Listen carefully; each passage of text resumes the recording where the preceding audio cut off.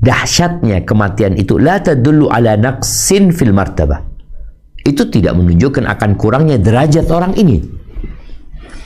Balil mu'min, dahsyatnya proses kematian seseorang itu buat orang beriman imma ziyadatun fi hasanatihi au takfirun li sayyiati. Boleh jadi itu adalah untuk penambah kebaikan-kebaikan dia dan penghapusan untuk dosa-dosa dia. Sebagaimana tadi kalau kita lihat ada orang matinya enak banget, tidur langsung mati gitu loh. Oh enggak ngapa-ngapain mati. Kalau ngeliat fulan, ya Allah fulan kesakitan. Nabi SAW pingsan sakit. Sampai Aisyah radhiyallahu ta'ala anha, Fatimah radhiyallahu ta'ala anha ketika melihat ayahandanya berada di sakaratul maut, Fatimah mengatakan, wa karba abata, ya Allah beratnya kesulitan yang dihadapi oleh ayahandaku, kata dia. Kata Nabi SAW, la karba ala abika ba'dal yawm. Setelah hari ini nggak ada lagi kesulitan buat ayahmu. Dunia sijnul mu'min wa jannatul kafir. Dunia ini penjara buat orang-orang beriman dan surga buat orang-orang kafir. Sehingga tatkala dia keluar, selesai dengan semua kesulitan dunia. Artinya akhir yang harus dihadapi Nabi SAW adalah sakarat. Semua bakal merasakan. Kata Amr bin As, wahai anakku, kematian itu lebih dahsyat untuk bisa digambarkan. Jadi proses, ini sahabat Nabi ya, proses memang ruh yang menempel dengan jasad itu keluar, itu menyakitkan walaupun orang itu orang soleh. Aku merasa seakan-akan di atas leherku ada gunung-gunung Rodwa, gunung-gunung yang besar sedang ditaruh di atas dadanya. Kalau kita dengar orang kena serangan jantung yang katanya terasa ditindih ya, ini dia mengatakan seakan-akan ada gunung-gunung Radwa yang besar dan berat diletakkan di atas dadaku. Dan aku merasakan seakan-akan di dalam perutku ada duri-duri yang tajam. Artinya di dadanya dia merasakan seakan-akan ada gunung yang diletakkan. Di perutnya dia merasakan ada duri-duri yang sedang berusaha merobek perutnya. Kemudian aku merasakan seakan-akan ruhku keluar dari lubang jarum. Tadi kita bicara kemudahan dalam proses pencabutan nyawa itu seperti air yang keluar dari teko, tapi ada sakitnya.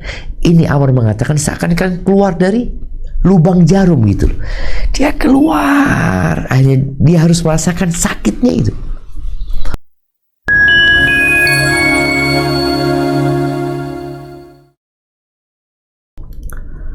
Alhamdulillah alladzi arsala rasulahu bil huda wa dinil haqq liyudhhirahu 'ala ad-din kullihi walau karihal musyrikun.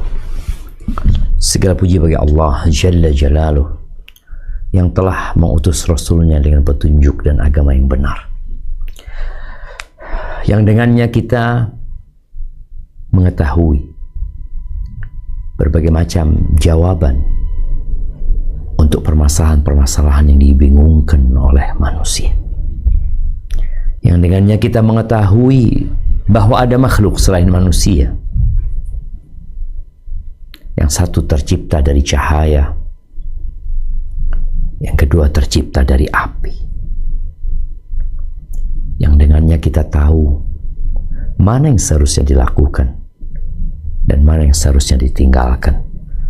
Dengan petunjuk dan agama Islam ini, manusia akan damai dan tentram yang mengikuti ajarannya dan menjalankan aturan. Allah akan menangkan agama ini di atas seluruh agama, meskipun orang-orang musyrikin membenci hal itu. Allahumma salli wa sallim ala abdika wa rasulika sayyidina wa maulana Muhammadin wa ala alihi wa ashabi ajma'in, amma ba'd. Jamaah rahimakumullah, tangan ana bisa bergerak, lisan ana dengan kedua bibir bisa mengeluarkan suara, berbicara. Mata ana bisa berkedip, ana juga bisa duduk menatap. Jantung ana berdetak, paru-paru kembang kempis menghirup udara dan mengeluarkannya. Darah mengalir. Kok bisa? Ya, ada ruh yang sedang menempel dan menyatu dengan tubuh anak. Ruh itu misteri besar pemberian Allah Azza wa Jal, yang memang manusia tidak memiliki ilmu tentang ruh kecuali sedikit. Ruh itu menggerakkan hati, pikiran, dan seluruh kehidupan batin manusia, dan menghidupkan tubuhnya yang tercipta dari tanah. Allah berfirman di surat Al-Isra ayat 85. Apa kata Allah Azza wa Jalla?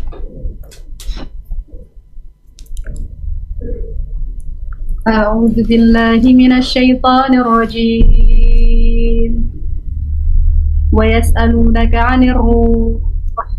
Qulir ruhu min amri rabbi wa ma utitum minal ilmi illa qalila. Dan mereka bertanya kepadamu Muhammad tentang ruh. Katakanlah, ruh itu termasuk urusan Tuhanku, sedangkan kamu diberi pengetahuan hanya sedikit. Allahu Akbar jemaah. Sehingga muncul ya pemikiran-pemikiran yang menyimpang tentang ruh ini yang ada di tubuh manusia. Di masyarakat kuno mereka meyakini adanya ruh gentayangan. Jadi ketika ruh terpisah dengan tubuh, maka dia akan gentayangan kemana-mana. Ada yang berpendapat bahwasanya nanti ketika ruh itu pergi, dia akan masuk ke ruhnya binatang ketika dia adalah orang-orang yang nakal ketika hidup. Enggak. Manusia tidak punya ilmu tentang ruh kecuali sedikit. Ruh itu ditiupkan ke fisik manusia ketika dia berumur 120 hari. Itulah awal perjumpaan ruh dengan jasad. Awal kehidupan manusia secara rohani. Ruh tidak terlihat, namun dirasakan. Tidak bisa disentuh. Tapi kehadirannya tampak. Nampak di mana? Kalau orang itu ruhnya masih ada. Tubuhnya bergerak. Akal, perasaan, punya kemauan, semangat, cinta, takut, rindu. Itu menunjukkan adanya ruh di sana. Tapi memang yang paling nyata bukti keberadaan ruh itu fisik hidup. Maka ketika ruh itu yang telah menyatu dengan tubuh selama bertahun-tahun, yang menggerakkan kehidupan rohani dan jasmaninya, itu dicabut, dia akan jadi kaku. Nggak bisa bergerak lagi. dingin. Ya. Bagaimana proses pencabutan ruh itu, kadang-kadang katanya dipegang kakinya kalau udah dingin, mulai pergi, memang dari sana. Mulai dari bawah, memang dicabutnya di atas, tapi perpisahan ruh dengan jasad itu dari bawah sampai ke atas. Kemudian mata itu mengikuti ruh itu pergi. Kata Nabi SAW. Di antara misteri ruh adalah tatkala manusia tidur, dia berpisah dari tubuhnya, tapi bukan perpisahan yang mutlak. Karena secara fisik dia masih bergerak. Allah ketika menceritakan Ashabul Kahfi, wa nuqallibuhum, Allah bolak-balik mereka. Tapi ruh mereka itu ada dan tiada, pergi ruh itu sebenarnya. Buktinya ketika mereka bangun dan ditanya, kam labithum, berapa lama kalian tidur? Qalu labithna yauman au ba'dha yaum. Mungkin sehari atau sebagian hari. Bayangin ya. Padahal mereka di situ selama 309 tahun. Nggak merasakan kehidupan. Maka Allah menyebutkan di surat Az-Zumar 42. Apa kata Allah Azza wa Jalla?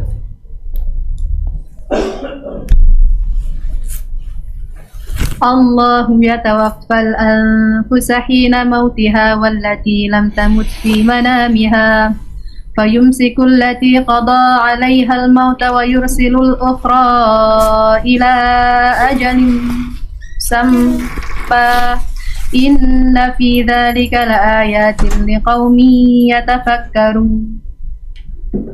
Allah memegang nyawa seseorang pada saat kematiannya dan nyawa seseorang yang belum mati ketika dia tidur. Maka dia tahan nyawa orang yang telah dia tetapkan kematiannya dan dia lepaskan nyawa yang lain sampai waktu yang ditentukan. Sungguh pada yang demikian itu terdapat tanda-tanda kebesaran Allah bagi kaum yang berfikir. Allahu Akbar jamaah. Jadi bagaimana Allah genggam itu nyawa, itu ruh ketika manusia tidur. Maka orang yang tidur itu kemana-mana dia mimpi ini, kadang-kadang juga nggak mimpi. Kemana-mana dia. Dan tadi Ashabul Kahfi setelah 309 tahun baru dibalikin ruhnya. Karena memang dia belum mati total. Ada yang berpendapat mati suri. Ada orang mati suri. Ya tadi seperti orang yang tertidur sebenarnya. Ruhnya memang pergi. Tapi fisiknya masih hidup. Jadi perpisahan ruh dengan jasad ketika tidur tidak seperti perpisahan ruh dengan jasad ketika mati. Kalau mati selesai sudah. Ahibati fillah. Dan Allah mengatakan kullu nafsin dha'iqatul maut. Setiap jiwa akan merasakan maut. Dan maut itu adalah perpisahan antara ruh dengan jasad. Ruh kembali kepada Allah Azza wa Jalla sebagaimana di ayat yang tadi kita baca, memasuki alam barzakh, sedangkan tubuhnya dikembalikan ke tanah. Dan kematian manusia beragam, tapi perpisahan ruh dengan jasad menyakitkan. Itulah yang disebut dengan sakaratul maut. Di dalam hadis yang diriwayatkan Imam Bukhari dan Muslim, Nabi SAW mengatakan asyuhada khamsah. Syuhada itu ada 5. Artinya yang disebut orang mati syahid itu ada 5. Beliau sebutkan al-mat'un, wal-mabtun, wal-ghariq, wa sahibul hadam, wa syahid fi sabilillah. Beliau mengatakan yang mati karena wabah ta'un itu disebut syahid. Orang yang mati karena penyakit perut disebut syahid. Orang yang mati karena tenggelam, orang yang mati karena tertimpa bangunan, dan orang yang mati jalan Allah Azza wa Jalla. Mereka diberi derajat syahid sebagai karunia Allah Azza wa Jalla karena beratnya rasa sakit dan penderitaan yang mereka alami. Jadi ketika orang mati tabrakan atau mati tertimpa bangunan, itu sakit. Sakitnya berbeda dengan mati yang mungkin karena sakit kepala biasa. Makanya nggak disebut syahid. Kemudian Ibnu Hajar Al-Asqalani menyebutkan, menukil dari Ibn At-Tin, beliau mengatakan bahwasanya semua kematian itu sifatnya berat dan menyakitkan. Semuanya. Yang mana? Semua yang tadi disebutkan. Yang 5 perkara tadi. Itu menyakitkan nyawa. Sehingga Allah memuliakan umatnya Nabi SAW dengan menjadikan kematian mereka itu sebagai pembersihan dosa dan penambah pahala. Sampai meraih derajat syahid. Tapi tentunya derajat mereka tidak sama. Jamaah rahimakumullah, itu bentuk kematian. Kalau kita lihat orang mati macam-macam ya. Tadi kita sebutkan ada orang mati jatuh dari tempat kerjanya. Kadang-kala jatuh nggak langsung mati. Ada yang mati terbakar di rumahnya. Ada yang mati tenggelam. Ada yang mati dengan berbagai macam penyakit ya. Tapi ingatlah, kematian itu tidak menyebabkan penyakit itu tidak menyebabkan kematian. Kok bisa? Iya. Karena yang menyebabkan kematian adalah dicabutnya ruh. Makanya ada orang sakit tidak mati-mati. Dan ada orang sehat di lapangan bola mati. Ada orang yang mati karena serangan jantung. Di lapangan bola dia mati. Tapi kan karena sakit. Nggak ada orang kena serangan jantung hidup, nggak mati. Jadi yang mati itu karena memang dicabutnya ruh. Dan ajalnya sudah sampai. Jadi bentuk kematian tadi kita sebutkan macam-macam ya. Dan kita melihat di realita kehidupan kita. Ada yang tidur mati, nggak balik lagi. Adapun proses pencabutan nyawa. Pencabutan nyawa, maka pencabutan ruh tadi, kalau kita menelaah Al-Quran dan Sunnah, tadi disebutkan di awal bahwasanya Islam datang untuk menjawab permasalahan-permasalahan yang ditanyakan oleh manusia berkaitan dengan makhluk asing dari planet ini, planet nggak ada, yang ada jin. Sudah nggak ada. Kalaupun orang mau buat macam-macam, mereka membuat cerita, membuat film, ada nggak ada. Itu hanya ya dongeng, cerita tanpa ada landasannya. Yang ada makhluk itu tadi, ada jin, ada malaikat, ada manusia, makhluk yang berakal, yang Allah perintahkan mereka untuk beribadah. Taib, berkaitan dengan ruh, kita butuh bimbingan Al-Quran dan Sunnah. Dan ternyata memang ilmu yang diberikan tentang masalah pencabutan ruh itu sendiri, itu sangat sedikit ya. Di Al-Quran dan Sunnah disebutkan bahwasanya ruhnya orang mukmin itu keluar dengan mudah. Tapi tetap sakit. Tapi mudah dibandingkan dengan orang-orang kafir.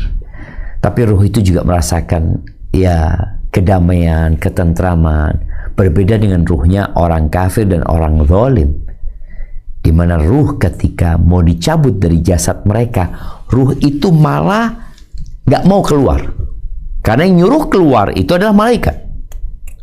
Ruhnya orang kafir, karena dia tahu akan disiksa, maka dia seperti orang yang pegangan ke sana kemari supaya nggak ditarik dia. Kalau orang beriman, di surat An-Nahl ayat 32, apa kata Allah Azza wa Jalla? Nah, الذين تتوفاهم الملائكة طيبين يقولون سلام عليكم ادخلوا الجنة بما كنتم تعملون. Yaitu orang yang ketika diwafatkan oleh para malaikat dalam keadaan baik, mereka para malaikat mengatakan kepada mereka, Salamun alaikum, masuklah ke dalam surga karena apa yang telah kamu kerjakan. Barakallahu fiik. Mereka dengan mudah keluarnya, tapi ada sakitnya. Itu yang disebut sakaratul maut. Keluarnya dengan mudah. Berbeda dengan ruhnya orang kafir. Nggak mau keluar. Allah Azza wa Jalla menyebutkan di surat Al-Anfal ayat 50 tentang bagaimana proses orang-orang kafir ini dicabut nyawanya oleh malaikat. Disuruh keluar. Ya contoh ya, kalau ada orang ya kadang-kadang di negeri kita ya ada pemanggilan paksa. Ada orang yang bermasalah, dia diundang, nggak mau datang ke kepolisian atau ke pengadilan, akhirnya dia dijemput paksa. Nah, orang kafir dijemput paksa, dia nggak mau keluar sendiri. Kita bicara ruh, keluarnya ruh dari jasad ya. Apa Allah sebutkan tentang orang-orang kafir? Coba kita baca di surat Al-Anfal ayat 50. Walau tara idh yatawaffal ladhina kafarul malaikatu yadribuna wujuhahum wa adbarahum wa dhuqu adzabal hariq. Dan sekiranya kamu melihat ketika para malaikat mencabut nyawa orang-orang yang kafir sambil memukul wajah dan punggung mereka dan berkata, rasakanlah olehmu siksa neraka yang membakar. Bagaimana dia mau keluar? Karena dia tahu dengan amalannya. Dia tahu dia mau dibawa kemana. Maka dalam hadis disebutkan proses ruh orang kafir disuruh keluar. Kata Nabi SAW, fatatafarraq fi jasadih. Ruh itu bercerai-berai di seluruh tubuhnya. Pegangan jamaah. Nggak mau keluar. Kafayantazi'uha, kemudian dicabut nih tadi, dicabut dengan paksa oleh para malaikat. Kama yuntaza'us safud minas sufil mablul, sebagaimana besi berduri yang ditarik dari kain wol yang basah sehingga urat-uratnya ikut kecabut semuanya. Ya lebih sakit lagi akhirnya karena dia nggak mau keluar dari tubuh tersebut. Kalau yang orang beriman, dia tahu. Maka Nabi SAW mengatakan, fatakhruj, disuruh keluar, keluar dia sama. Fatasilu kama tasilul qatra min fisiqa. Maka dia mengalir. Seperti mengalirnya, dia keluar. Seperti mengalirnya air itu dari mulut ceret jamaah ya, seperti ini kira-kira.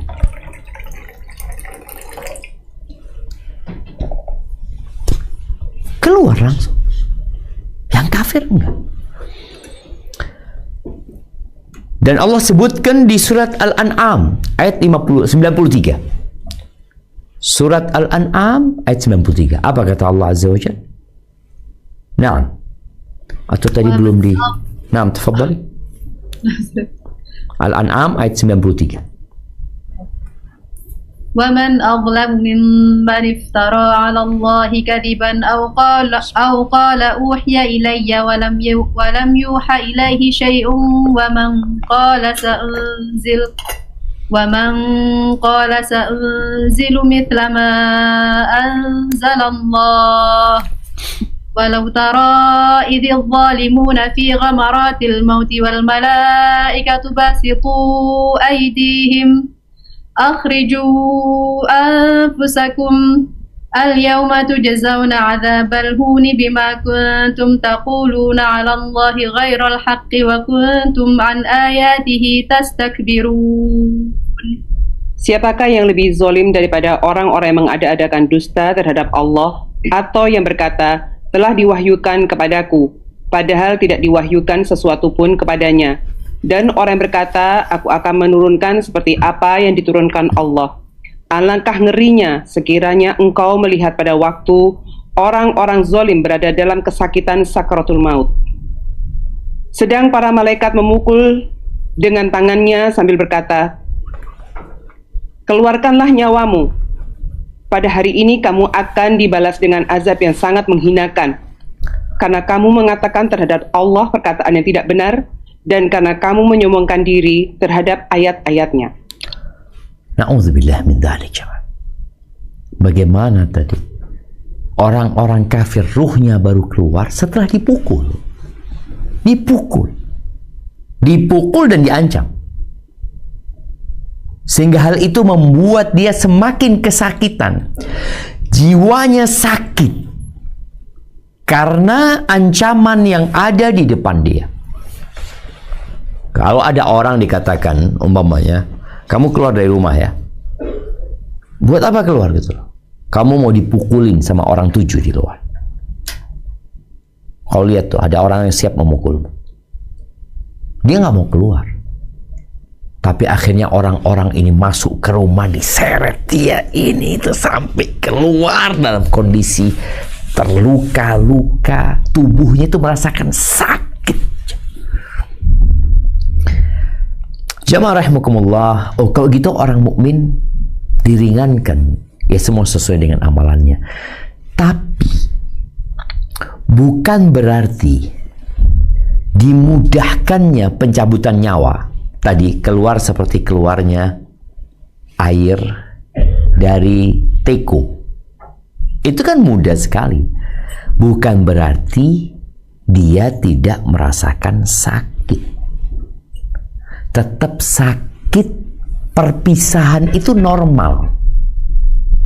Ada sakit yang normal, artinya namanya berpisah ruh sama jasad yang sudah nempel, ya sakit gitu loh.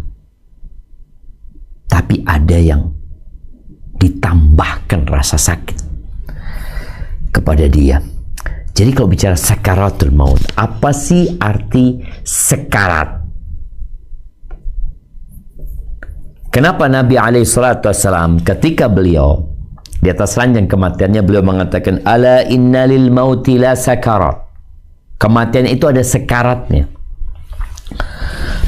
Para ulama menyebutkan bahwa sakarat, alhamdulillah, yahdikumullah yuslih balakum, berasal dari asal kata as-sukr. Sukr, sakar. Kalau kita dengar jamaah-jamaah, oh fulan suka sakran, mabuk, sakau. Dan disebutkan keadaan sakau ini, sekarat itu keadaan yang terjadi antara seorang dan akalnya. Jadi dia mulai antara sadar dan tidak sadar. Ini biasanya disebutkan tadi buat orang yang mabuk karena minuman, karena pil, karena sabuk. Tapi ternyata sakarat ini, tadi sakau ini juga dipakai, ya Anda nggak ngomong sakaunya, ngomong sakaratnya, yang mungkin dimaknain sakau, mabuk, itu digambarkan juga untuk orang yang kondisi marah, cinta. Kita sering dengar istilah mabuk cinta, sehingga tidak sadar dia. Cinta yang sangat mendalam ya, dan juga karena rasa sakit, rasa kantuk, pingsan yang disebabkan rasa sakit juga. Orang sakit ya, kadang-kadang kita ngelihat ada orang tabrakan karena sakitnya kaki dia pingsan. Dan yang dimaksud dengan sakaratul maut adalah tadi sakau, mabuk yang ditimbulkan karena rasa sakit dicabutnya nyawa. Jadi bukan mabuk karena minuman. Jadi orang ini tetap sadar. Tapi kondisinya, ya namanya sakitnya begitu berat, akhirnya dia benar-benar harus bersabar menghadapi itu.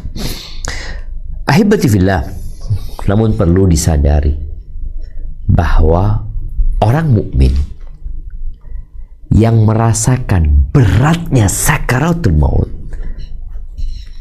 itu bukan berarti dia su'ul khatimah.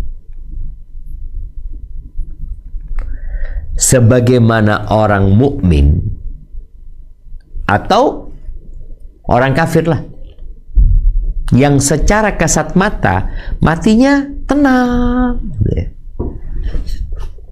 Tapi tadi sudah disebutkan proses pencabutan nyawa tidak tenang dia. Dia kesakitan nyawanya, ruhnya itu gak mau keluar. Sehingga dipaksa keluar. Tapi yang dilihat oleh kasat mata, mati tenang, ditembak langsung mati. Apa maksudnya? Padahal ada proses pencabutan nyawa yang menyakitkan. Jadi beratnya proses kematian seseorang itu bukan pertanda dia su'ul khatimah. Nabi alaihi salatu wassalam berat sekali proses pencabutan nyawa beliau. Nyawa beliau mau keluar gitu loh, tapi perpisahan tadi dengan jasadnya sakit. Beliau mengatakan alaihi salatu wassalam dalam hadis riwayat Bukhari, la ilaha illallah inna lil mauti sakarat. Kematian itu ada sekaratnya. Aisyah radhiyallahu taala anha yang melihat secara langsung mendampingi Nabi alaihi salatu wasallam saat proses pencabutan nyawa, Aisyah itu mengatakan, fala akrah syiddatal mauti li ahadin abadan ba'da nabi sallallahu alaihi wasallam. Dia mengatakan, aku tidak membenci dahsyatnya sakaratul maut bagi siapapun setelah melihat kesulitan wafatnya Nabi SAW. Enggak. Jadi kalau kita melihat orang matinya kesakitan, itu sekali lagi bukan tanda dia su'ul khatimah. Ibnu Hajar al-Asqalani beliau menyebutkan dalam Fathul Bari fil hadis, di hadis tadi yang kita baca, inna lil mauti sakarat, anna syiddatal maut, bahwa dahsyatnya kematian itu la tadullu ala naqsin fil martabah, itu tidak menunjukkan akan kurangnya derajat orang ini. Balil mu'min, dahsyatnya proses kematian seseorang itu buat orang beriman imma ziyadatun fi hasanatihi au takfirun li sayyiati. Boleh jadi itu adalah untuk penambah kebaikan-kebaikan dia dan penghapusan untuk dosa-dosa dia. Sebagaimana tadi kalau kita lihat ada orang matinya enak banget, tidur langsung mati gitu loh. Oh enggak ngapa-ngapain mati. Kalau ngeliat fulan, ya Allah fulan kesakitan, Nabi alaihi salatu wasallam pingsan sakit. Sampai Aisyah radhiyallahu taala anha, Fatimah radhiyallahu taala anha ketika melihat ayahandanya berada di sakaratul maut, Fatimah mengatakan, wa karba abata, ya Allah beratnya kesulitan yang dihadapi oleh ayahandaku, kata dia. Kata Nabi SAW, la karba ala abika ba'dal yawm, setelah hari ini nggak ada lagi kesulitan buat ayahmu. Dunia sijnul mu'min wa jannatul kafir. Dunia ini penjara buat orang-orang beriman dan surga buat orang-orang kafir. Sehingga tatkala dia keluar, selesai dengan semua kesulitan dunia. Artinya akhir yang harus dihadapi Nabi alaihi salatu wasallam adalah sakarat. Jamaah rahimakumullah, semua bakal merasakan. Sahabat Nabi yang bernama Amr bin As, ini termasuk sahabat yang disebutkan Dahiyatul Arab, Dia adalah tokohnya bangsa Arab yang cerdas, pinter. Amr bin As. Diriwayatkan oleh Al-Hakim dalam Al-Mustadrak bahwa Amr bin As ini mengatakan, "Ajaban liman nazala bihil maut wa aqluhu ma'ahu kaifa la yasifuhu." Dia mengatakan sungguh menakjubkan urusan orang beriman ini ya. Dia itu kok ketika datang kematian, akalnya kan masih ada sama dia. Kenapa dia tidak bisa menggambarkan gimana kematian itu? Ada orang lagi sekarat, kan dia nggak langsung mati. Dia merasakan sesuatu. Maka ketika Amr bin As dalam proses hendak meninggal dunia, ada anaknya. Anaknya mengatakan kepada ayahandanya, "Ya abatah," dia mengatakan, "engkau kan dia mengatakan, fasif lanal maut wa aqluka ma'aka." Gambarkan kepada kami yang sedang duduk takziah atau yang mendampingin orang yang sakaratul maut, maka dimintalah Amr bin As untuk menggambarkan bagaimana kematian itu. Kan akalmu ada bersamamu. Maka mulailah dia menggambarkan kematian. Kata Amr bin As, "Wahai anakku, kematian itu lebih dahsyat untuk bisa digambarkan." Jadi proses, ini sahabat Nabi ya. Proses memang ruh yang menempel dengan jasad itu keluar, itu menyakitkan. Walaupun orang itu orang soleh. Makanya ada yang diringankan. Tapi kita tahu Nabi SAW berat.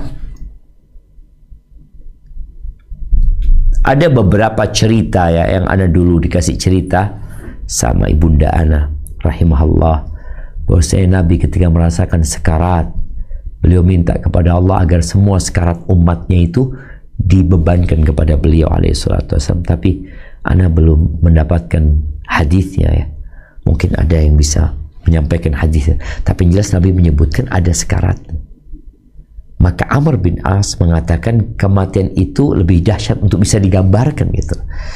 Lalu dia mengatakan, "Tapi aku akan gambarkan buat engkau sedikit dari apa yang aku rasakan." Ada. Boleh jadi yang diceritakan oleh Amr bin As ini belum proses yang sebenarnya. Dia sudah mulai merasakan sakitnya, dicabut nyawa itu. Dia mengatakan, "Aku merasa seakan-akan di atas leherku ada gunung-gunung Rodwa." Gunung-gunung yang besar sedang ditaruh di atas dadanya.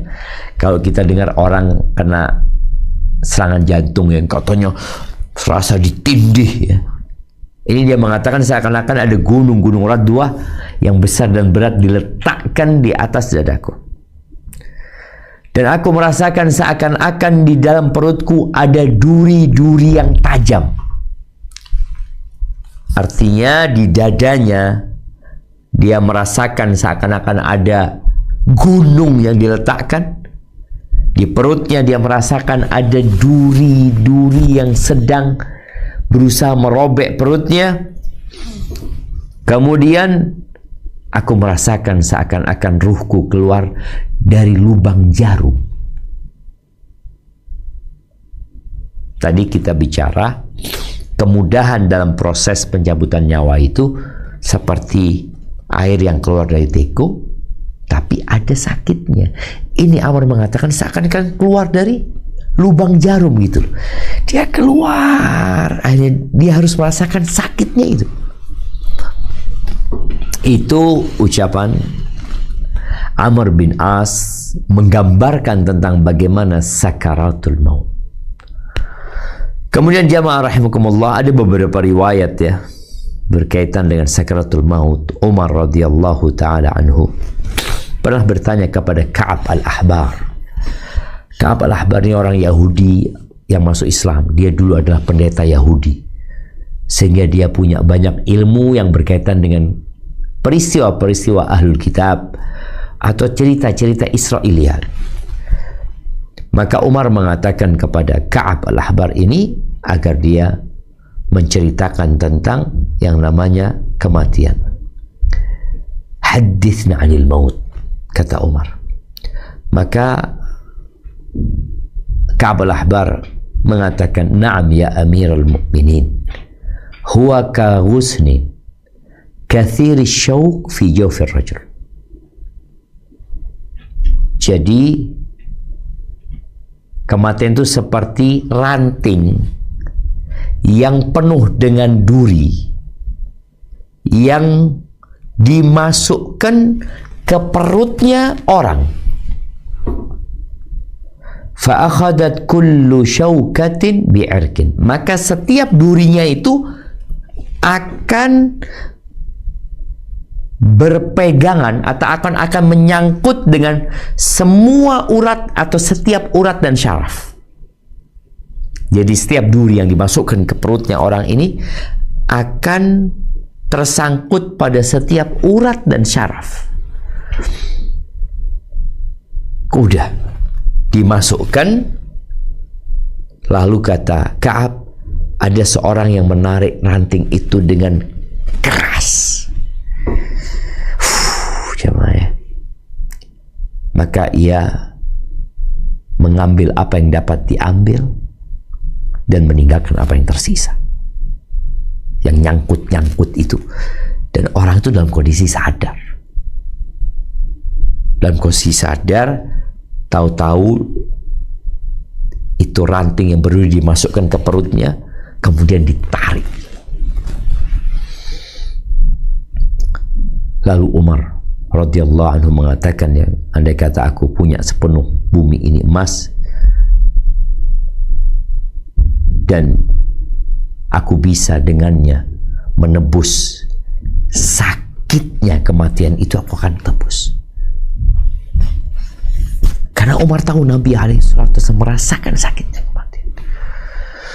Kemudian seorang sahabat Nabi yang bernama Shaddad bin Aus Al-Ansari radhiyallahu ta'ala anhu, beliau mengatakan, al-mautu afdha haulin fid dunya wal akhirah 'alal mu'min. Jadi proses kematian itu adalah proses yang sangat menakutkan atau mengerikan buat orang mukmin, baik di dunia dan di akhirat. Itu proses yang harus dilewatin.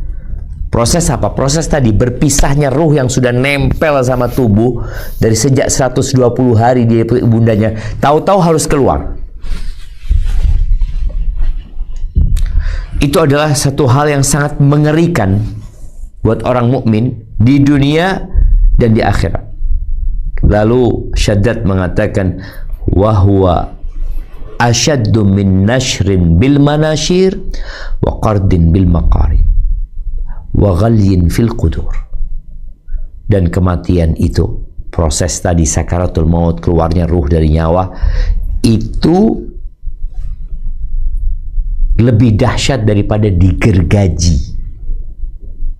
Kalau orang digergaji tangannya, dia akan merasakan sakit. Tapi kan nanti yang akan hilang itu ruh tangannya saja, sedangkan yang lainnya kakinya masih ada. Itu sudah sangat menyakitkan. Terpisahnya salah satu organ itu sudah sangat menyakitkan. Kemudian lebih parah daripada digunting-gunting dengan gunting besi, dicincang dengan gunting besi ya, dan lebih dahsyat daripada direbus dalam bejana. Proses tadi sakaratul maut.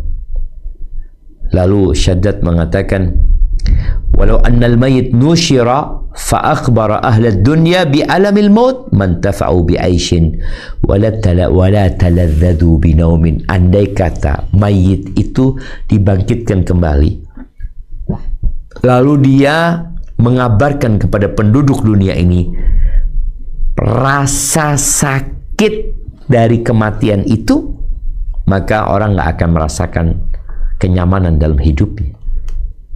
Mereka tidak bisa berlezat-lazat lagi dengan tidur dan istirahat kalau dikasih tahu tentang dahsyatnya kematian oleh orang yang pernah mati. Kemudian cerita. Dan disebutkan Hasan al-Basri rahimahullahu ta'ala, beliau datang membesuk orang yang sakit. Ketika orang ini dibesuk, ternyata dia sedang sekarat. Hasan Basri melihat bagaimana proses sekarat. Dia lihat kesulitan orang ini, ya, dicabut nyawanya, kepedihan yang dirasakan. Kelihatan dari wajah orang ini, mungkin dari gerakan tubuhnya. Lalu Hasan Basri pulang ke rumahnya. Pulang ke rumahnya dengan wajah yang sudah berubah. Lalu keluarganya menyuguhkan makanan. At-ta'am yarhamukallah. Ayo silahkan makan. Tuh lihat ya, bagaimana keluarga yang soleh, yang soleha, istri yang soleha. Ketika suaminya pulang ke rumah dengan wajah yang menunjukkan dia sedang tidak baik-baik saja, maka apa yang harus dilakukan oleh keluarga? Menanyakan, ada apa dengan engkau? Kenapa engkau seperti ini? Dari mana? Enggak. Keluarganya Hasan Basri ketika melihat perubahan di wajah Hasan al-Basri, maka mereka tidak bertanya, tapi malah menyuguhkan makanan. At-ta'am yarhamukallah. Ayo makan, semoga Allah merahmatimu. Apa kata Hasan Basri? Ya ahlah, wahai keluargaku, alaikum bi ta'amikum wa syarabikum. Kalian habiskan tuh makanan kalian, minuman kalian. Silahkan dituntaskan. Fawallahi laqad ra'aitu masra'an la azalu a'malu lahu hatta alqa. Hasan Basri mengatakan, demi Allah ya, beliau mengatakan, demi Allah, aku telah melihat. Apa yang dilihat? Aku baru saja melihat suatu pemandangan. Pemandangan apa? Pemandangan kematian yang mengerikan dan menakutkan, yang membuatku terus mempersiapkan diri untuk menghadapinya sampai aku benar-benar bertemu dengannya. Kondisinya menakutkan. Maka bagaimana cara seorang mukmin menghadapi sakaratul maut? Dia doa minta sama Allah, Allahumma hawwin alaina fi sakaratil maut, ya Allah mudahkan bagi kami proses sakaratul maut. Tapi ingat, bukan dihilangkan, tapi minta dimudahkan. Karena yang namanya keluarnya nyawa tetap ada sakitnya. Tapi kan ada sakit yang akhirnya ringan. Namun ketahuilah, kalau ada orang mati mendadak, beda dengan orang mati yang sakit-sakitan ya. Orang mati mendadak, kalau dia orang beriman yang taat, insya Allah istirahat buat dia. Istirahat, memperistirahatkan keluarganya, dan dia cepat istirahat juga. Tapi kalau orang kafir mati mendadak, ya azab. Karena, dan orang zalim ya, karena dia belum sempat bertobat kembali kepada Allah Azza wa Jalla. Maka berdoalah, memohon agar diringankan ketika proses sakaratul maut. Dan ada beberapa orang yang beranggapan bahwasanya orang mati itu akan tahu, dia sudah tahu. Ada juga beberapa yang menyebutkan ada malaikat penyabut nyawa yang menghadap ketika seorang hamba sebanyak 70 kali, bahwasanya engkau itu akan mati. Tapi hadis itu lemah ya. Yang jelas malaikat pencabut nyawa itu siap kapan saja. Wa idza jaa ajaluhum, kalau sudah datang ajalnya nggak bisa ditunda, nggak bisa dimajukan. Ketika Allah menyuruh orang bersedekah, wa anfiqu mimma razaqnakum, berinfaklah kalian dari apa yang kami rizkikan kepada kalian, min qabli an ya'tiya ahadakumul maut, sebelum datang kematian kepada salah seorang di antara kalian. Kita lihat ya, ketika datang kematian, ternyata manusia tadi tahu dengan kesalahan-kesalahan dia. Dia melihat kekurangan-kekurangan dia. Dia memandang dosa-dosa masa lalu dia. Dia juga tahu dia punya harta, dia punya ini dan itu. Maka tatkala dia meninggal, dia minta kepada Allah agar ditunda. Fayaqul, Rabbi laula akhartani ila ajalin qarib. Ya wahai Rabbku, kalau engkau tunda ke waktu yang sebentar aja, apa yang dia inginkan? Fa'asaddaq wa akun minas sholihin. Dia berharap bisa bersedekah agar menjadi orang-orang soleh. Tapi Allah mengatakan wala yuakhirallahu nafsan idza jaa ajaluha. Allah nggak akan mengakhirkan ketika sudah datang waktunya, ajalnya. Dan Allah Maha mengetahui dengan apa yang kalian lakukan. Barakallahu fiik. Itu mungkin sedikit yang berkaitan dengan sakaratul maut dan menemani orang yang sakaratul maut. Hendaklah kita tahu adab dan etikanya. Di antaranya adalah kita berusaha untuk mentalkini si mayit atau yang orang yang mau mati, karena Rasul sallallahu alaihi wasallam mengatakan laqinu mautakum la ilaha illallah. Talkinilah orang-orang yang mau meninggal itu dengan la ilaha illallah. Dan man qala la ilaha illallah atau man kana akhiru kalamihi la ilaha illallah dakhala al-jannah. Barang siapa yang akhir omongannya la ilaha illallah, niscaya dia akan masuk surga. Tapi itu mungkin dapat kita kaji pada kesempatan kali ini. Lalu mungkin ada pertanyaan, tafadhol. Barakallahu fiik Ustadz, ini pertama dari Sydney.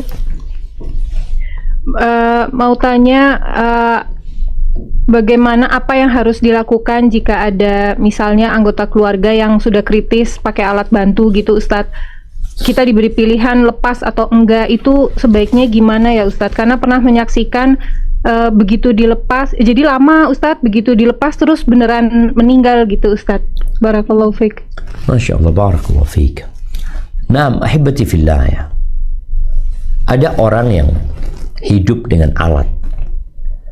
Artinya memang dia sebenarnya udah nggak hidup.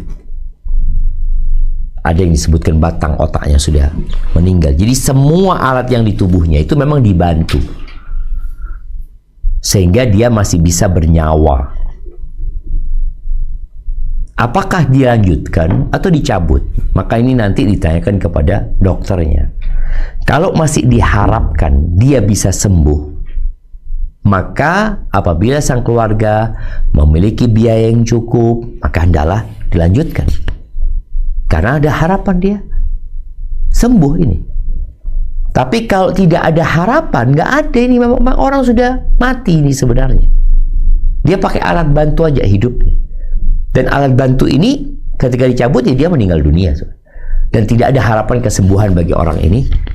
Maka sebagian ulama membolehkan untuk dicabut alat tersebut. Namun dalam kondisi seperti ini, tolong ditanyakan kepada dokter yang amanah. Karena ada sebagian memanfaatkan. Oh enggak apa-apa kata dia. Ada harapan kesembuhan ini. Agar keluarga terus bayar di rumah sakit tersebut. Tapi ada memang benar, masih ada harapan. Sudah masih harapan, lanjut dan kau punya uang. Tapi kalau tidak ada harapan dan memang sudah nggak mungkin, dengan ditanyakan ke beberapa dokter ya, bukan ke satu dokter. Karena ingat, Anda dengan ibu mertua pada waktu sakit pasang ventilator yang sudah sebagian dokter mengatakan udah nggak ada harapan. Hanya kita tanya sama satu dokter, insya Allah masih bisa, coba satu malam ya. Akhirnya kita coba satu malam, subhanallah jemaah, sembuh sampai hari ini.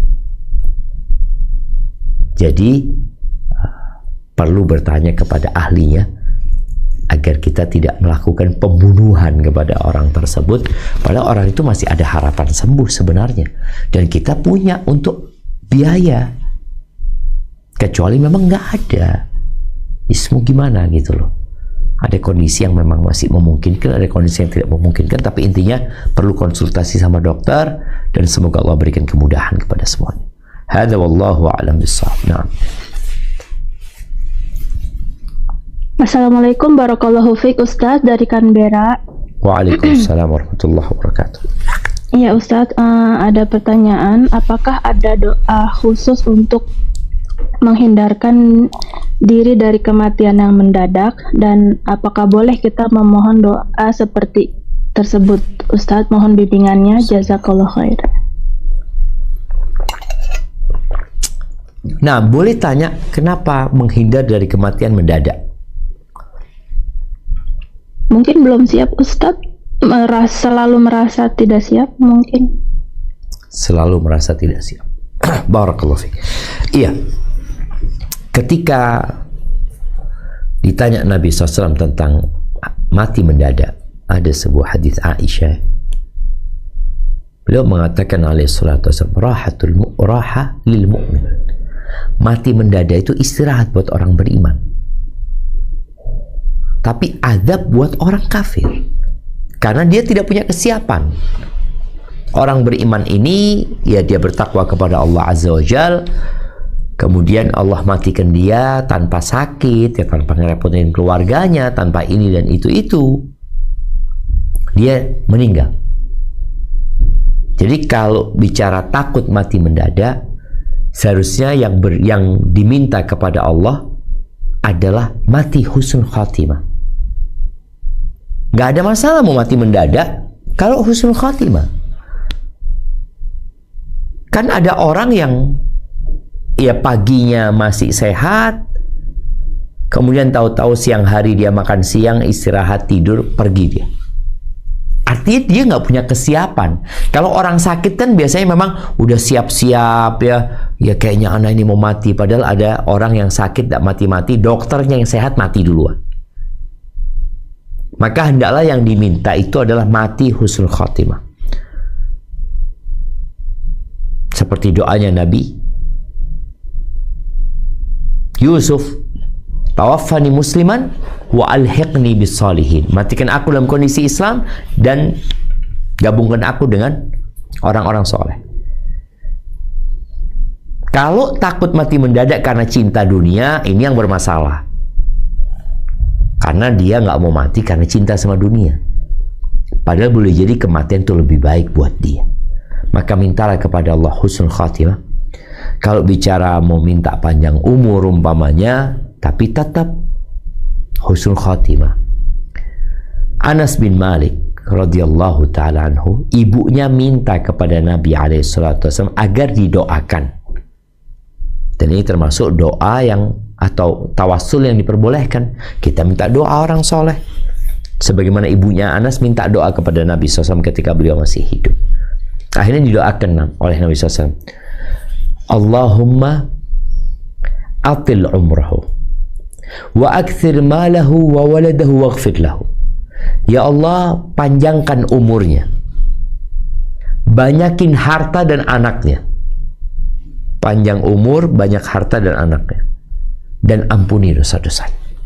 Anas bin Malik mengatakan, yang 1, 2, 3 itu aku dapatkan, dan aku sedang menunggu doa Nabi yang keempat, diampuni dosa-dosanya, dan nanti akan menjadi nyata pengampunan dosa itu ketika sudah meninggal dunia.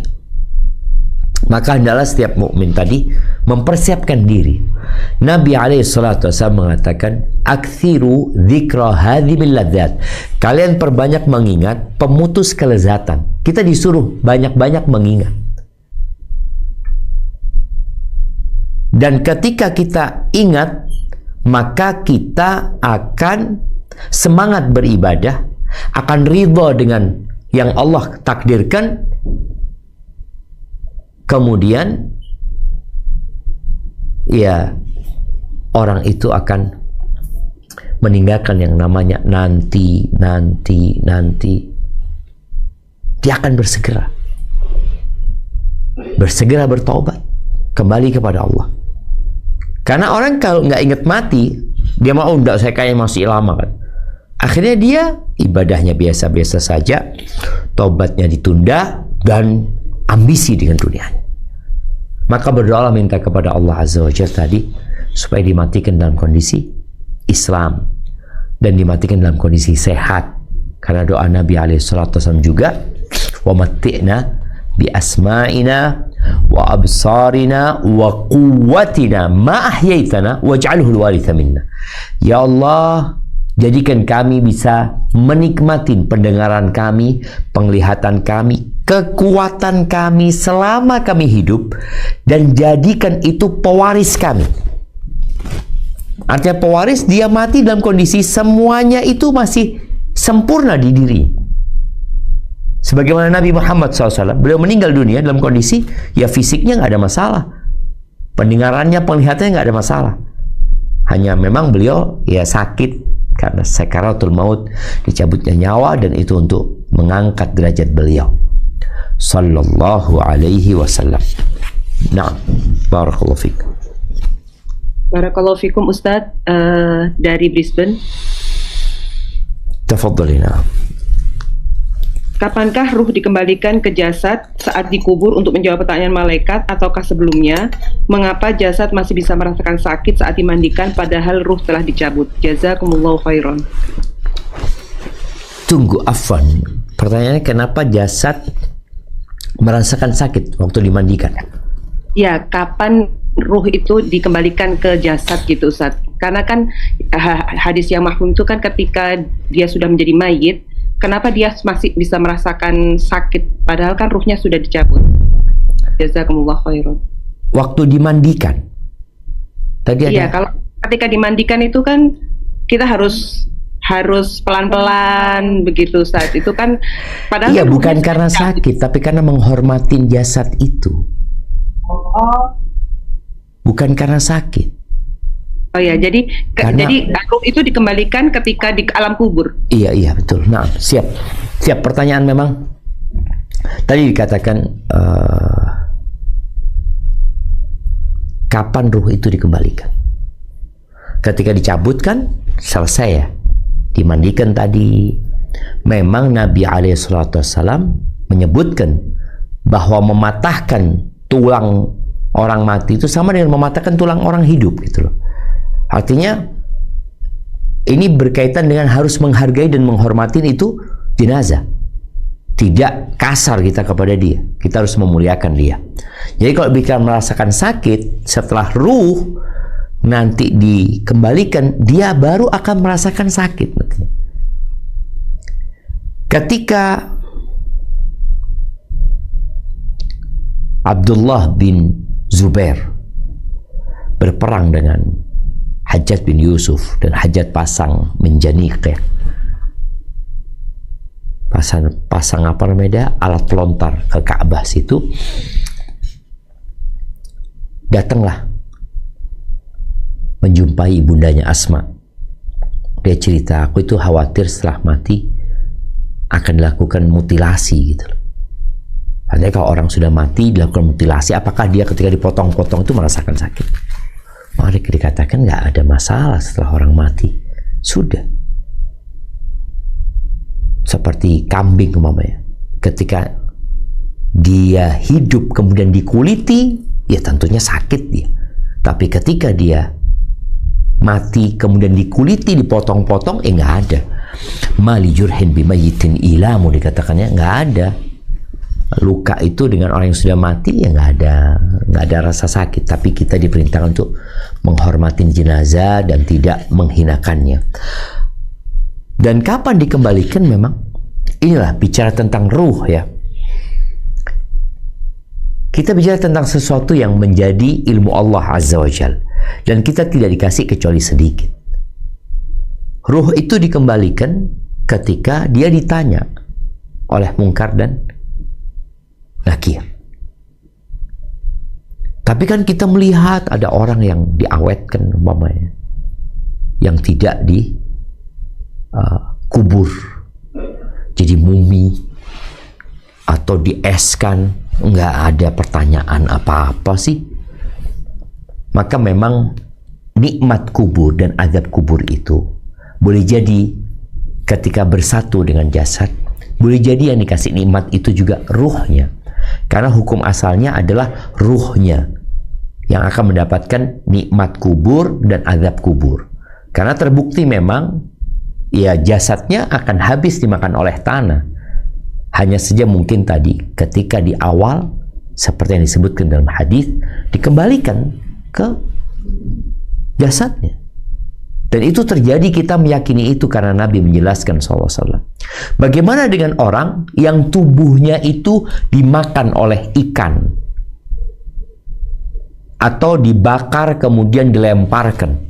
Ya, di alam barzakh sana Allah bisa menetapkan bagaimana memberikan adab dan nikmat kepada orang ini. Hadza wallahu a'lam bissawab. Nah.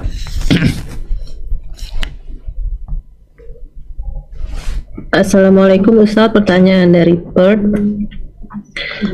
Bagaimana dengan kondisi orang yang koma Ustadz? Apakah kita harus selalu mentalkinnya kan juga Ustadz? Karena rohnya kita nggak tahu apakah masih di dalam jasadnya atau tidak. Barakallahu fiik. Nah, barakallahu fiik ya. Untuk orang yang koma, hendaklah kita berusaha untuk membacakan Al-Quran kepadanya. Dan hendaklah kita senantiasa mengatakan ucapan yang baik kepadanya. Anda membaca tentang bagaimana seorang yang koma beberapa lama, dia ternyata mendengar. Ruhnya ada bersama dia. Hanya dia nggak bisa berbuat apa-apa, matanya terpejam ya. Karena kondisi ruh dengan jasad tadi kan sesuatu yang memang secara kedokteran pun mungkin dia tidak bisa mengetahui hal itu. Maka orang yang koma ini ya sudah, kita bacakan Al-Quran. Masih ada mungkin yang masih bisa menggerakkan, tapi ada yang benar-benar seperti orang mati. Maka kita bacakan Al-Quran dengan niat kita meruqyah dia, semoga Allah menyembuhkan dia. Dan kalau bicara mentalkin, memang mentalkin itu untuk orang yang sadar. Mentalkin itu untuk orang supaya dia ngulangin la ilaha illallah. Kalau tadi disebutkan, boleh jadi orang ini Ustaz dengar Ustaz. Ya sudah, kita katakan qul la ilaha illallah. Cuma kan dia nggak bisa mengucapkan. Karena kondisi dia seperti itu. Maka kalau memang orang ini mendengarkan, bisa sadar dengan kehadiran kita, omongan kita, maka ucapkan ucapan kebaikan kepada dia. Dan kalau bicara talqin, sebenarnya orang itu kalau ditalqin baca la ilaha illallah, kemudian dia diam, ya sudah, kita nggak perlu ngulangin lagi. Kecuali nanti dia ngomong dengan omongan yang lain, baru kita talqin lagi. Dalam kondisi orang yang seperti ini, ya kita mengingatkan dia dengan keimanan dia. Kemudian tadi membacakan Al-Quran, bacakan dengan artinya. Semoga Allah berikan kesembuhan kepada dia. Dan ada orang yang bertahun-tahun dia itu koma, ternyata Allah hidupkan lagi. Artinya Allah hidupkan lagi ya, Allah sembuhkan dia, kemudian dia sadar bangkit dari komanya. Hadza wallahu a'lam bissawab. Nah. Itu pertanyaan dari Kuala Lumpur. Naam, tafadhal, barakallahu fiik. Waalaikumsalam. Bagaimana jasad manusia yang memiliki beberapa fase, anak-anak, remaja, dewasa, apakah ruh juga mempunyai fase, Ustaz? Jazakallahu khair. Berat ini pertanyaannya. Naam, wallahu a'lam bissawab. Yang jelas tadi disebutkan ruh itu ketika di perut berumur 120 hari ya nggak bisa jalan. Artinya dia tidak bisa menjadikan fisik ini berjalan. Karena tetap kalau yang berkaitan dengan gerakan tubuhnya itu tubuhnya ini harus normal. Makanya ada orang yang cacat umpamanya, dia nggak bisa. Karena memang sakitnya itu bukan di ruhnya. Ruh itu merasakan sakit boleh jadi di perasaannya ya, itu yang akan dirasakan. Tapi kalau yang berkaitan dengan fisiknya tadi, apakah ketika bicara kalau dari fisik ya, kecil, besar ya, apakah ruhnya itu juga ikut menjadi besar, ikut tumbuh menjadi besar? Wallahu a'lam bishawab ya. ruhnya menjadi dewasa umpamanya, karena memang ruh ini menjadi penggerak seluruhnya. Dia juga yang menggerakkan otak, menggerakkan hati untuk berpikir umpamanya. Tapi kalau fase-fase itu wallahu a'lam, nggak tahu ya apakah dia juga mengalami seperti itu. Tapi yang jelas dia mengikuti perkembangan fisik manusia. Hadza wallahu a'lam bissawab. Barakallahu fiik Ustadz. Kembali ke Sydney. Nah, Mau tanya putaran kedua ini. Mau tanya, adakah doa khusus untuk meringankan rasa sakit sakaratul maut, Ustadz? Jazakallah khair. Barakallahu fikum. Iya, kalau bicara doa khusus ya, doa yang sering kita dengar adalah Allahumma hawwin alaina fi sakaratil maut ya. Ana lupa apakah itu ada dalam hadis Nabi SAW ya.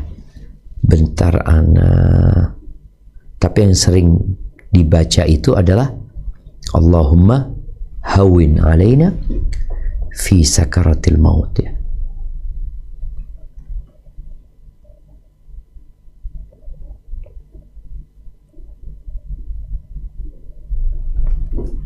Nah,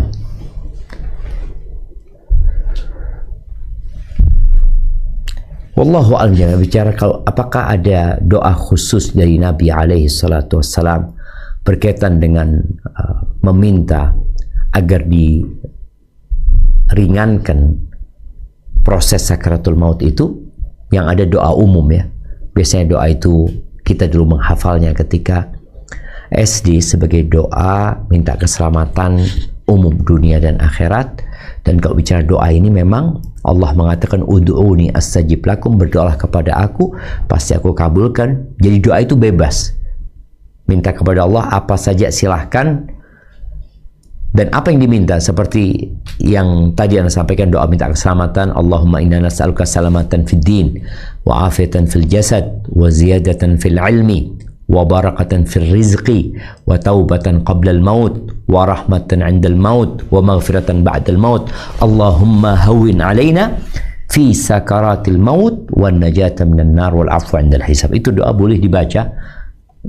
Yang diantara kandungan doa tersebut adalah minta kepada Allah agar diringankan ketika sakaratul maut. Hadza wallahu a'lam bissawab. Nah. Barakallahu fiik. Pertanyaan kedua dari Canberra, Ustadz. Tafadhal, barakallahu fiik. Ada titipan pertanyaan seperti ini. Bagaimana hukum palliative care dalam perspektif Islam? Jadi palliative care itu perawatan pasien yang masih hidup namun kondisinya sudah mungkin stadium akhir atau tidak ada harapan hidup. Jadi dimasukkan ke ruang khusus di mana sudah tidak ada lagi obat-obatan, alat bantu kesehatan dan lain-lain karena badan sudah tidak merespon. Intinya fokus palliative care itu memberi support kepada pasien supaya lebih tenang saja sampai dia meninggal dunia. Bagaimana? Mohon bimbingannya Ustaz. Jazakallah khair. Barakallahu fiik ya.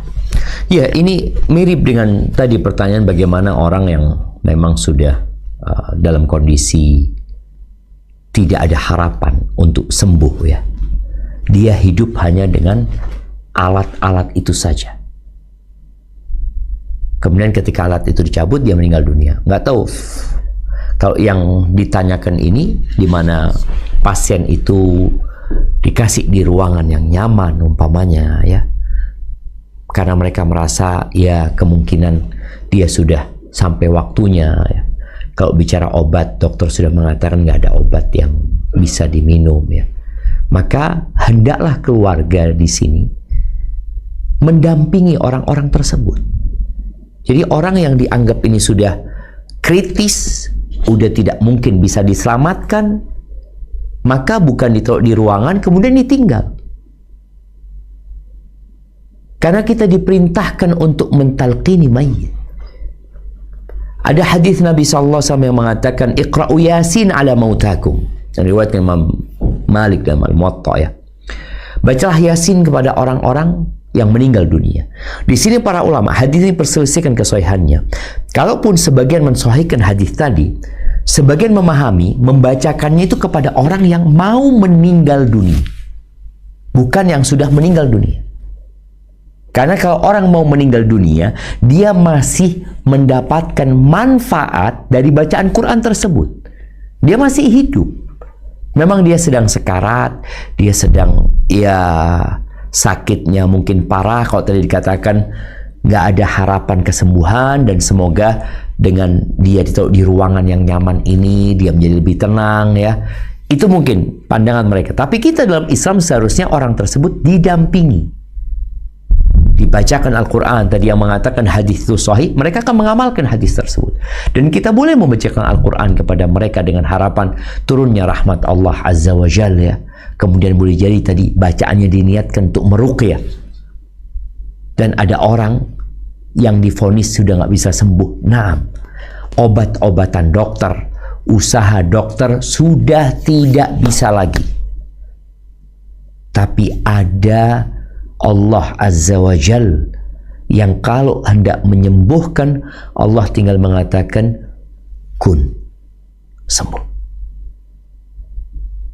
Nabi Yunus alaihissalam di perut ikan, di dalam lautan, di kegelapan malam, nggak mati. Kalau bicara secara kedokteran ya udah mati lah. Orang itu kuat berapa lama di dalam air? Ada yang kuat 1 jam, ini berhari-hari jemaah. Jadi tolong berkaitan dengan apa tadi, palliative care namanya. Iya. Palliative care, Ustaz. Palliative care, oke. Nah, siap mungkin seperti itu ya. Jadi kalau tujuan kita agar orang ini yang memang proses tadi sakaratul maut, proses yang memang sudah nggak ada harapan dia sembuh lagi secara medis ya, secara medis. Maka hendaklah keluarganya mendampingin tadi, melakukan hal-hal yang menyebabkan dia lebih tenang ya, bukan ditinggal di tempat itu, tapi didampingin dengan harapan kalau memang dia harus meninggal dunia, semoga meninggal dunia husnul khatimah. Dan kalau dia masih ada harapan hidup, semoga dia hidup kembali dan bisa menjadi lebih baik ya kehidupannya nanti. Tapi ingat ya, kadang-kadang tadi ada orang merasa kok kayaknya biasa-biasa aja ya, matinya tenang. Orang kafir ini Ustaz, mati tenang, dimasukkan ke palliative care tadi, gak ada tanda-tanda. Itulah yang dikatakan tentang ruh ini, kita ilmunya cuma sedikit. Makanya kalau ruangan itu tertutup dengan kaca umpamanya, ruh ini bisa keluar enggak? Keluar ruh itu. Makanya walaupun engkau berada di bunker umpamanya, di kedalaman 50 meter ya, dari besi ini itu datang malaikat mencabut nyawa, mengeluarkan nyawamu. Akhriju anfusakum, keluar. Dan keluar aja. Seperti itu. Wallahu a'lam bishawab. Naam ya. Barakallahu fiik Ustaz, dari Brisbane putaran kedua. Naam, tafadhal. Bagaimana ketika orang yang meninggal ketika sakratul mautnya tidak ada orang yang mentalkinnya Ustaz? Jazakumullahu khairan. Barakallahu fikum. Nah, mahibati fillah. Tadi kalau bicara talqin ini bisa dilakukan memang kepada orang yang kita tahu dia sedang sekarat. Tapi ada orang yang mati mendadak. Kapan mau ditalkini? Tahu-tahu dia mati. Ada orang yang mati ketika tidur. Maka disinilah seorang hamba itu dianjurkan membaca doa-doa sebelum tidur. Sehingga ketika dia meninggal dunia, insya Allah diampuni dosa-dosa. Jadi ada orang yang meninggal dunia gak sempat mengatakan la ilaha illallah. Boleh jadi dia husnul khatimah, karena memang matinya tadi mati mendadak, mati tidur, dan dia meninggal dunia dalam kondisi ditutup dengan kebaikan. Jadi bicara husnul khatimah itu adalah bicara penutup kematian dia, penutup kehidupan dia dengan dunia ini dalam kondisi baik, Dia sudah bertobat kepada Allah Azza wa Jal. Dia sudah dekat sama Allah Subhanahu wa Ta'ala. Dia sudah meninggalkan dosa-dosa dia. Walaupun ketika dia mati dunia, kita tidak melihat dia mengatakan la ilaha illallah, atau tidak ada yang mentalkin dia. Gimana kondisi dia? Ya insya Allah tetap husnul khatimah, karena dia sudah bertobat kepada Allah Azza wa Jal. Orang yang tenggelam umpamanya, orang yang terbakar, tadi disebutkan syahid. Jadi orang-orang yang telah berbuat amal soleh, ditutup kehidupan dia dengan kesolehan dia, maka insya Allah dia husnul khatimah. Walaupun mungkin ketika mati dia mati nggak sempat mengatakan la ilaha illallah, karena memang proses kematiannya boleh jadi mendadak umpamanya. Hadza wallahu a'lam bissawab. Nah. Barakallahu fiik Ustaz. Pertanyaan kedua dari Paul. Bagaimana caranya agar kita menghindari pikiran negatif kalau kita terasa akan mendekati kematian karena kita terkena musibah sakit, Ustaz? Barakallahu. Masya Allah. Nah, jamaah. Nah, Ana ingat dengan cerita satu orang di Jakarta. Sohibnya itu terkena kanker usus. Ya, akhirnya datanglah sohibnya menghibur dia. Karena kankernya sudah parah, harus dipotong ususnya, harus ini itu aja. Lalu orang ini mengatakan ke kawannya, "Syuf, ingat, mati itu nggak ada urusannya sama penyakit. Nggak ada urusannya. Mati itu proses dicabutnya nyawa. Dan pencabutan nyawa itu karena ditetapkan waktunya. Walaupun orang ini sehat, kalau ajalnya sudah datang, dia mati. Sebagaimana walaupun orang ini sakit parah, kalau belum datang ajalnya, nggak bakalan mati. Nggak bakalan mati. Ini bicara ajal. Makanya ketika seorang dikasih sakit, dia harus berbaik sangka sama Allah Azza wa Jalla. Apa yang harus dia katakan? Dia mengatakan, innalillahi wa inna ilaihi raji'un. Allahumma ajurni fi musibati wa akhlif li khairan minha.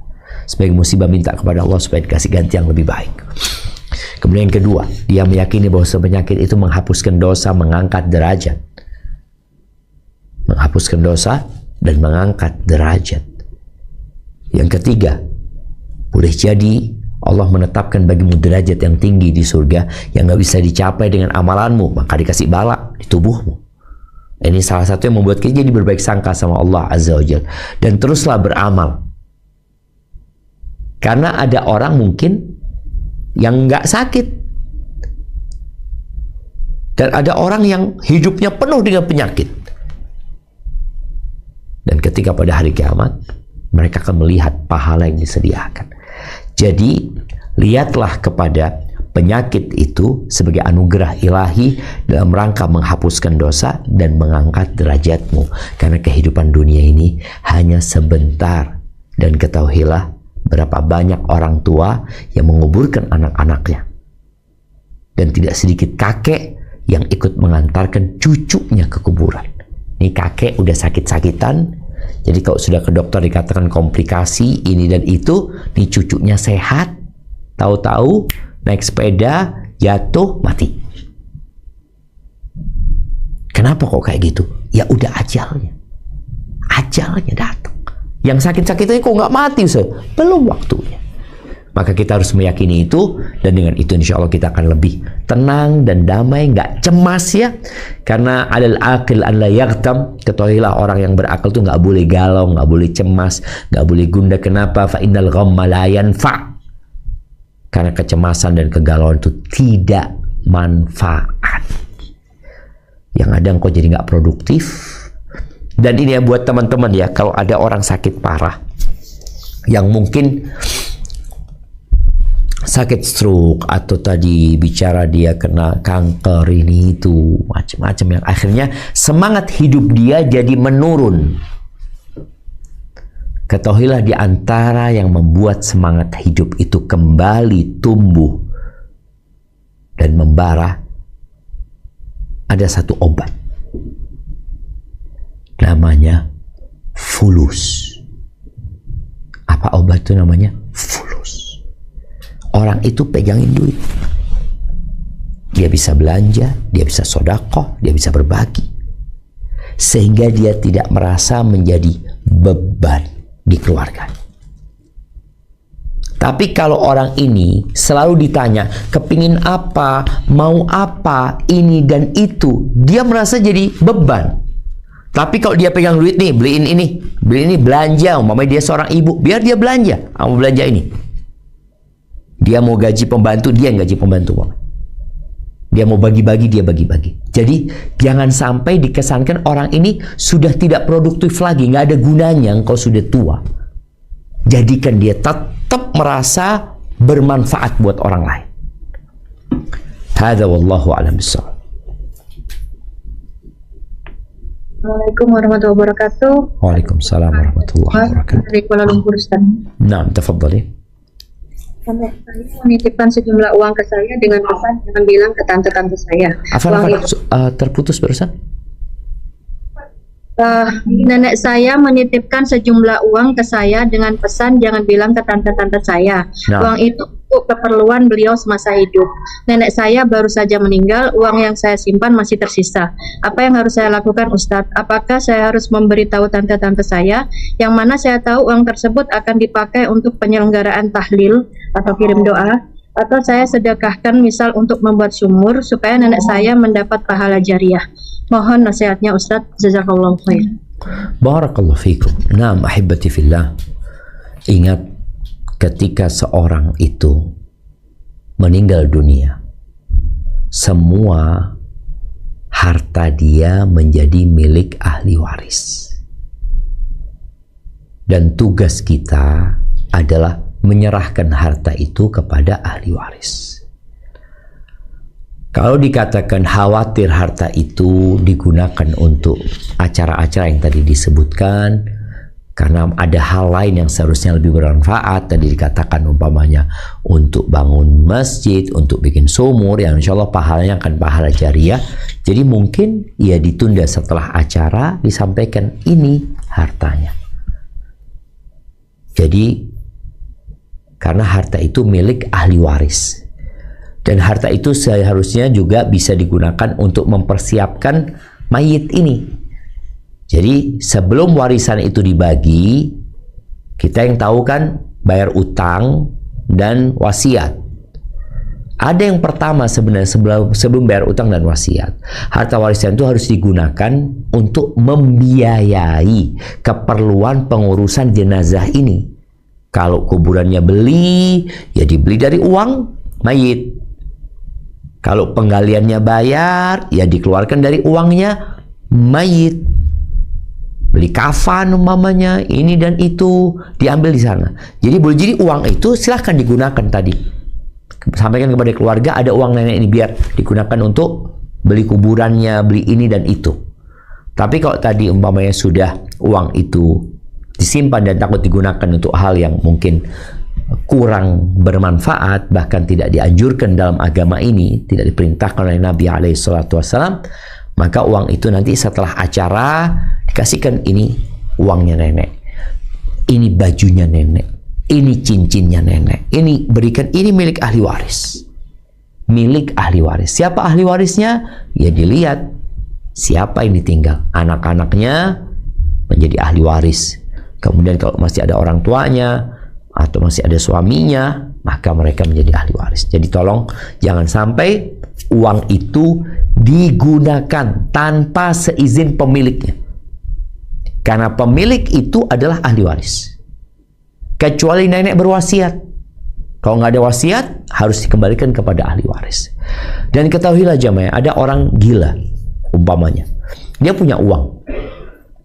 Dia punya uang 1M. Uang itu boleh digunakan untuk biaya dia.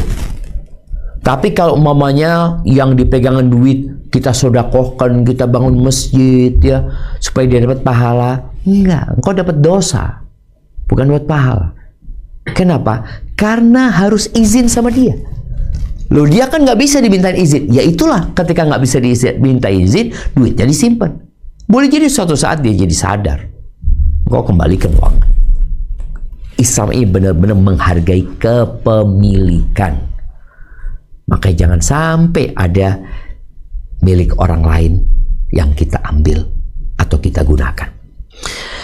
Barakallahu fiik, sepertinya itu menjadi pertanyaan terakhir pada perjumpaan kita kali ini.